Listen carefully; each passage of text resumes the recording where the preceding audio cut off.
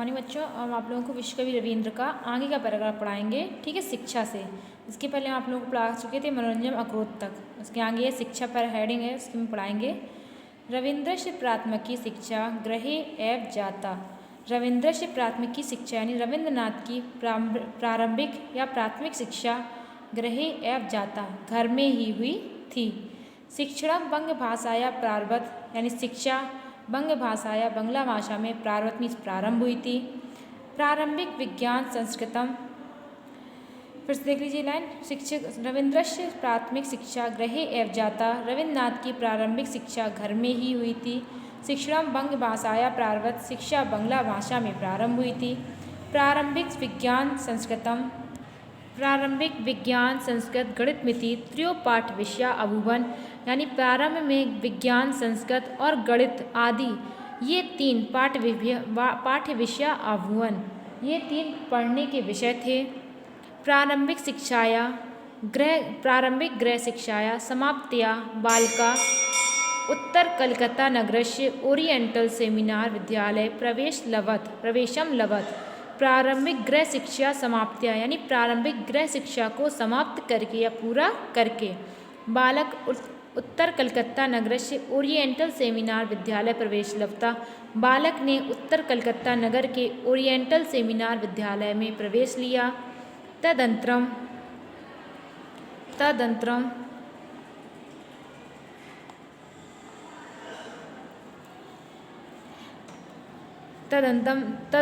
Normal विद्यालय गतवान परम कुत्रापि मनो न रमते। तदंतरम इसके बाद नॉर्मल विद्यालय गतवान, नॉर्मल विद्यालय में गए।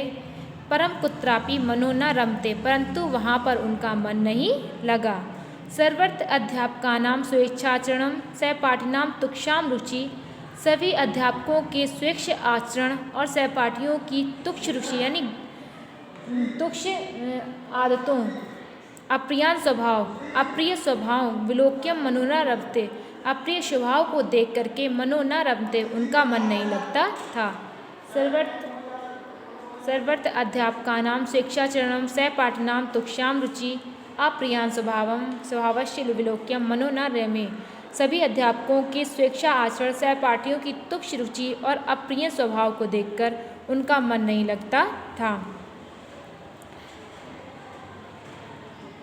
अतः शून्यानां घटिकायां मध्यावकाशे अपि च एकांतकं जीवनं बालकाय रोचते स्म।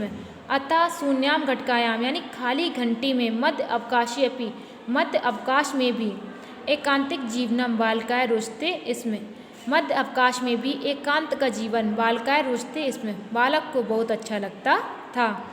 बालकस्य मनम विद्यालयेषु न रमते, बालक का मन विद्यालय में नहीं लगता है। इति विचिंत ये सोचकर जिनको देवेंद्रनाथ पिता देवेंद्रनाथ ने त्रिसप्तत्यधिक अष्टादशतमे ख्रीष्टाब्दे सुनोरूपयन संस्कारम विधाय, बालक का मन विद्यालय में नहीं लगता है। इति विचिंत यही सोचकर पिता देवेंद्रनाथ ने सन 1873 ईस्वी में उपनयन संस्कार पूरा करके तम स्वयं सार्धमेव हिमालय अनयत, तम स्वयं उन्हें अपने साथ उसे अपने साथ हिमालय अनयत, हिमालय ले गए। तत्र पितु संपर्केण बालकस्य मनम स्वच्छतां भजत, वहाँ पर पिता के संपर्क में, तत्र पितु संपर्केण यानी वहाँ पर पिता के संपर्क में बालक का मन स्वच्छ हो गया। तत्रस्य भवनस्य पृष्ठभागे हिमाच्छादिता पर्वत श्रेणियाँ आसन, वहाँ पर भवन के पृष्ठभाग में हिमालय पर्वत की श्रेणियाँ विराजमान थी, हिमालय की श्रेणियाँ विराजमान थी।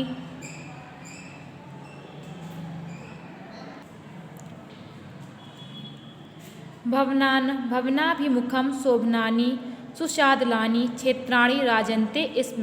भवनाभिमुखम यानी भवन के सामने, शोभनानि सुंदर, सुशादलानि क्षेत्राणि राजन्ते स्म, सुशादलानि यानी कि हरे भरे घास वाले क्षेत्र, राजन्ते स्म यानी स्थित थे या सुशोभित थे। अत्रत्य प्राकृतिक जीवनम बालकस्य मनो नितरामृत, वहाँ के प्राकृतिक जीवन में बालक का मन और भी अच्छा हो गया।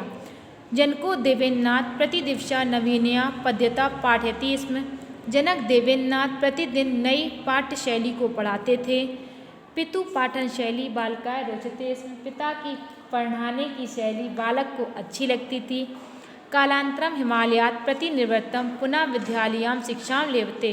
कालांतरम यानी आगे समय पर हिमालय से प्रतिनिवृत्त मीन्स वापस आकर पुनः विद्यालयां शिक्षां लेवे, दोबारा विद्यालय की शिक्षा लेना शुरू किया। ठीक है, इसके आगे पैराग्राफ हम आप लोगों को कल पढ़ाएंगे।